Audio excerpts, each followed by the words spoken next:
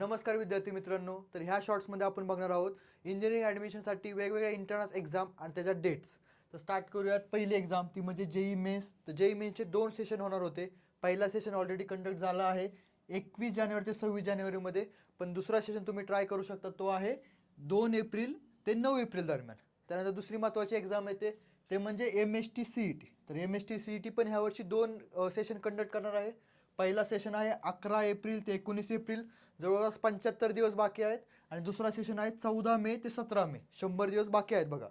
त्यानंतर येते VIT Vellore. VIT Vellore एकच सेशन कंडक्ट करणार आहे, तो आहे एप्रिल 28 ते 3 मे दरम्यान. वेगवेगळ्या शिफ्टमध्ये सेशन कंडक्ट होणार आहे. त्यानंतर SRMJची ऑनलाईन एक्झाम असते.